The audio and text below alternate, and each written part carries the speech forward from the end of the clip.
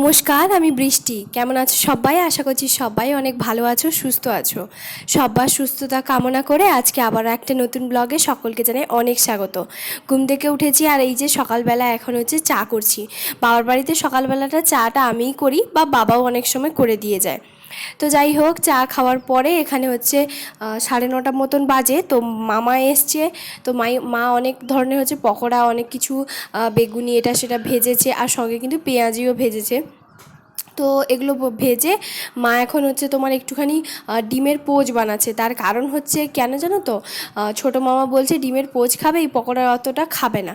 তো একটা কি দুটো হচ্ছে মা আর আমি দুজন মিলে জোর করতে তো খাবে। তো তারপরে হচ্ছে মা বললো তুইও সকালবেলা থেকে সেই চা বিস্কিট খেয়েছিলি, মুড়ি খেয়ে নে। তো তার জন্য মুড়িও খেতে বসে পড়েছি। আর এখন আমি ইদানিং একটুখানি জল ঢেলেই মুড়ি খাচ্ছি, কারণ ওই যে গরম পড়েছে আর শরীরটাও ভালো লাগছে না, একটুখানি দুর্বল দুর্বল লাগছে। তো তার জন্য না আর মশলা মুড়ি এটা সেটা করে খাচ্ছি না, ওই জল ঢেলেই মুড়িটা খাচ্ছি।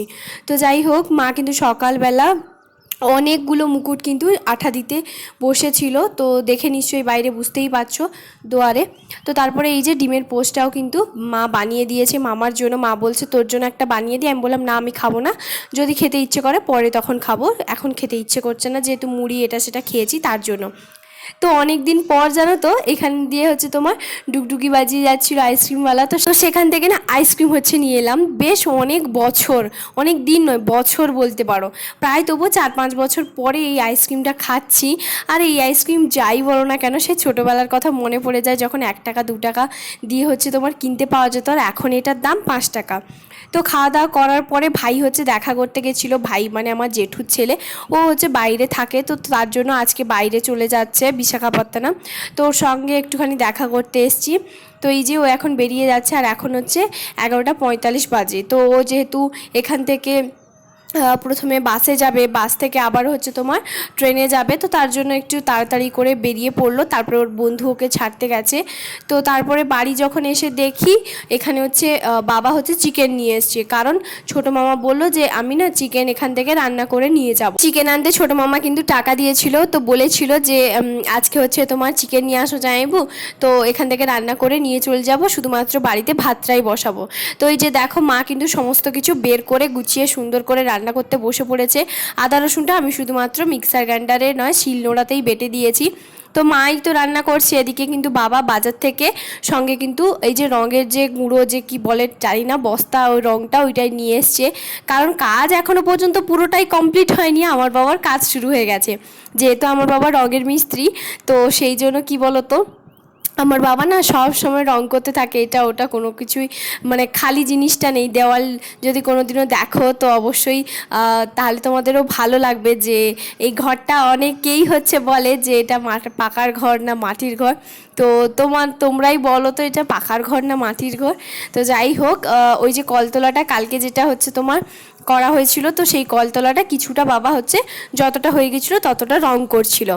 তো তারপরেই হচ্ছে এখন বাজে 1টা, আর এখন মামা এই যে রান্নাবান্না করে নিয়ে এখন বাড়ি গেল। তো তারপরে আমরাও সবাই মিলে খেতে বসে পড়েছি। তো মাকে বললাম আজকে সেরকম কোনো কিছু করো না, শুধুমাত্র চিকেন কষা আর হচ্ছে ভাত খেতেই বসে পড়বো। তো তারপরে মা কিন্তু ভাজাভুজি এগুলো করেছিল। তো জানোই তো, এখন তো মায়ের কাছে আছি, মায়ের হাতের প্রত্যেকটা রান্নাই এখন খাচ্ছি। তারপরে আবার যখন যাব আবার সেই নিজে রান্না করতে হবে। আমি মনে হয় না রান্না বান্না ভুলেই গেছি, কারণ কবে থেকে যে রান্না বান্না করিনি তার তো কোনো ঠিক নেই। তো যাই হোক, এদিকে খেতে বসে পড়েছি, সঙ্গে একটুখানি পেঁয়াজ নিয়েছি। তো তারপরে খাওয়া দাওয়া করার পরে সোজা কিন্তু চলে এসেছি আবার রাতে। তো সেরকম আর ভিডিও করিনি, ওই যে খাওয়া দাওয়া ল্যাদ খেয়ে শুয়ে থাকা এই করছি, আর কি করব। তো চলো সোজা কিন্তু কালকে সকালবেলা তোমাদের সঙ্গে দেখা হচ্ছে। তো এদিকে হচ্ছে তোমার রুটি আর হচ্ছে তোমার চিকেন কষা, যেটা দুপুরবেলা হয়েছিল, তো সেটা দিয়েই খেতে বসে পড়েছি। তো এখানে আছে পেঁয়াজ, কাঁচা পেঁয়াজ দিয়ে রুটি খেতে কিন্তু ভীষণ ভালো লাগে, আর আমাদের বাড়িতে প্রত্যেকেই হচ্ছে রুটি খায়। তো যাই হোক চলো, তো পরের দিন সকালবেলা মা এখানে হচ্ছে তোমার আমাদের এখানকার নামে হচ্ছে তোমার খামালু ভাজা আর হচ্ছে তোমার সারু ভাজা এগুলো ভেজে দিয়েছে। তো আমি সেটা দিয়েই গরম গরম মুড়ি খাবো। আর এখন তো জানোই যে আমি জল ঢেলেই মুড়ি খাই, কেন জানি না এখন আমাকে না আর মশলা মুড়ি খেতে ভালো লাগছে না। এখন মনে হচ্ছে যে একটু জল ঢেলেই মুড়ি খাই, যেহেতু মা এটা সেটা রান্না তো সবসময় করতে থাকে। তো সোজা চলে এসেছি দুপুরবেলা, পটল ভাজা, মাছ ভাজা, খামালু ভাজা, আর হয়েছে তোমার ও সারু ভাজা, যেটা সকালবেলা খেয়েছিলাম, তো সেটা। আরও কিন্তু আছে হচ্ছে তোমার টক আছে। আর হ্যাঁ, এটা একটা কি একটা মাছের একটা তেল ভাজা না কি একটা বানিয়েছে। তো তারপরে হচ্ছে সয়াবিনের তরকারি আছে। আমি বললাম সয়াবিনের তরকারিটা রেখে দাও, টক দিয়েই আজকে ভাত খাবো বেশ দারুণ করে, কারণ টক তো দারুণ লাগে জাস্ট। তো এই যে সয়াবিনের তরকারিটা আছে, তো সেটা আমি মাকে বললাম তুমি রেখে দাও, রাতে হচ্ছে রুটিতে খেয়ে নেব।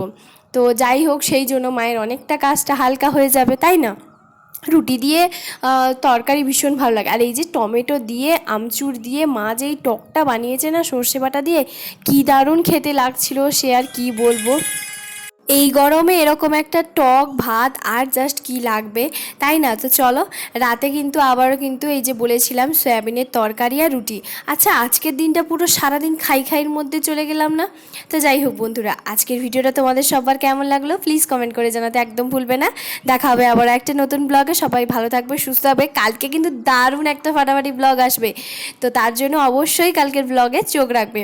আর আজকের ভিডিওটাতে প্লিজ লাইক করে দেবে। তো এখানে সঙ্গে কিন্তু দুধও আছে, তো আমি দুধ দিয়ে খাবো না, সয়াবিন দিয়ে খাবো।